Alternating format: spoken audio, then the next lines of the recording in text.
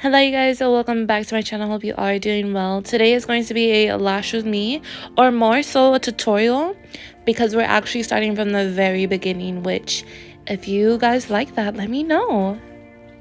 So my client is already cleaned and prepped, and we're going to be going straight into mapping. So first I'm going to be starting off and finding my center point. My center point is going to be where my longest spike is at. And before you actually focus on the numbers and what links you're going to be using, go ahead and map it out with your lines first. And then you're going to go in and calculate what numbers are you going to be placing where. So for my very center spike, I am going to be using a 16. And right next to that 16s, I'm going to be adding 15s. And then from then on, we're just going to be mirroring each side until we get to the very inner corner. Now for the very inner corner, I do like to go in with a much shorter lash, so something like 8 mm. And in this case, we're going to be using 9 mm on our very inner corner. As you can see here, I am taping up my clients' lashes. I pretty much tape up all of my clients' lashes. And what this does, it helps separate all those layers so that you can very easily isolate, and it'll help you save time in the long run. So definitely utilize utilize your tape to help you isolate. So back to the mapping real quick. First, I'm going to start off with explaining the spike. So like I said, right in the center, I'm going to be using a 16 and 15s for my very center point. Now going all the way to the corner, the inner corner of your lashes. Girl, I cannot speak today. I don't know what's up. But the inner corner of your lash lines for spikes, we're going to be using 12, 13, 14. And then by that time, when we get there to 14, we'll be back into the center. And from the center, we're going to be going back down to 14, 13, and 12 on the very outer corner. Now you want your spike and fan ratio to be around 2 to 3 millimeter difference. For me, I do offer extra wispy sets, which I then use 3 or 4 or 5 millimeters bigger than my actual fans. But this client, she wanted a regular wispy set, so I don't like to go above 2 millimeters when it comes to my fan to spike ratio. So now stepping into our fans, starting in the inner corner, we're going to be going in with 9, 10, 11, 12, meet right back here in the center at 13, and then go back down 12, 11, and 10. So the reason why I don't use a 9 on the inner corner and a 9 on the outer corner for a doll eye, even though it's supposed to be, like, your longest point is supposed to be in the center of your lash, and even though that is the look that we created today, I also don't want to add too short of a lash on the very outer corner, because that can make that lash look a little bit droopy. So for me, I like to add as much shortness as I can in the inner corner, and then always, if at all possible, or depending on like what links I'm going to be using, I will not add what I added in the very inner corner to the very outer corner, if that makes any sense. Now that I have fully explained the mapping, I just want to go back in and give you a little bit of tips on some spikes. So for spikes, they are more of a thicker base, you know, it's not as thin as you would make your fans per se.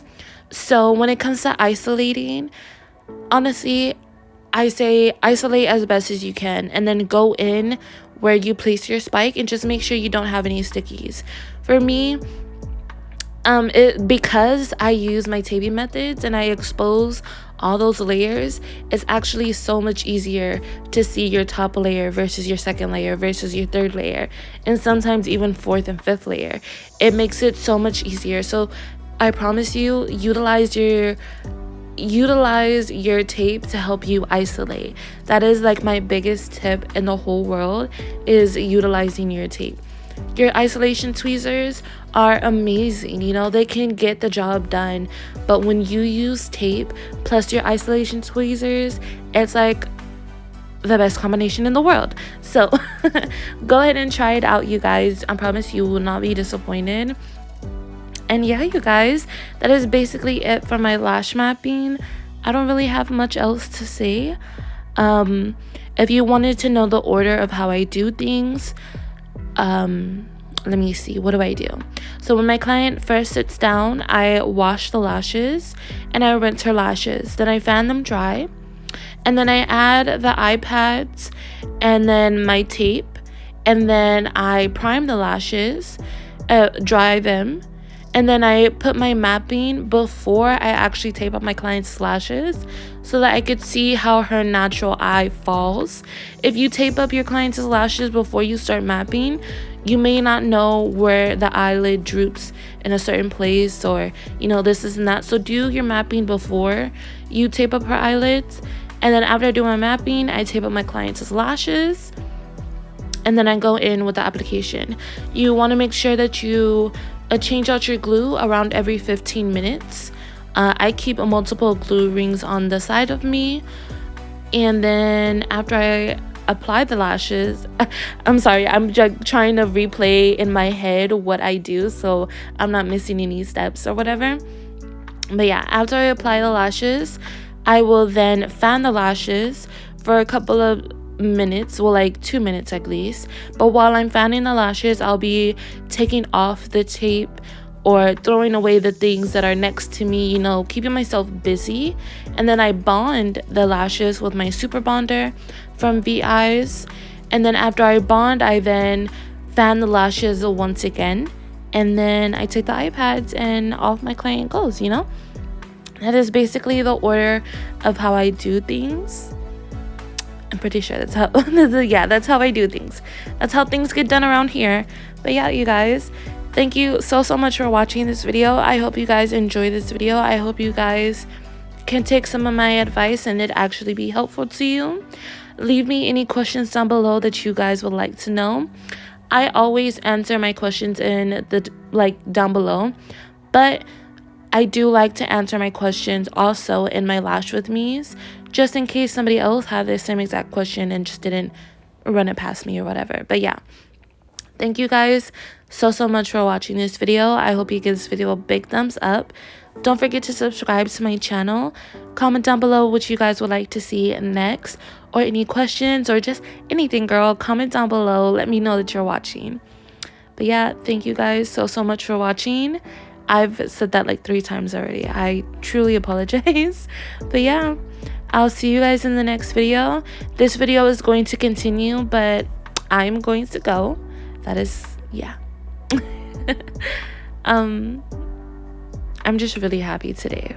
It's a really great day, and I hope you have a really great day as well. Oh, I've just been talking and I haven't even been looking at my screen, but now that I've looked down, I see this little iPad right here. This is actually a cotton round that I have cut up with my little tweezers. Not my tweezers, my little scissors. I cut the cotton round and I added in any place where I see that my client is tearing. So for today, she was tearing up in her inner corner, so I add that little piece of cotton so that the water could get soaked up by the piece of cotton, or if she continues to tear, then it will get soaked up. So that's a nice helpful tip as well if you have a watery client. Using the cotton round, at least the cotton rounds that I use, there's not really so much lint. You could use a glue wipe as well if that makes you more comfortable and you don't want to use any type of cotton around your lashes. But yeah, the very helpful tip if you have a teary client. Go ahead and use some type of moisture capture, cut it up and place it right where they're tearing up.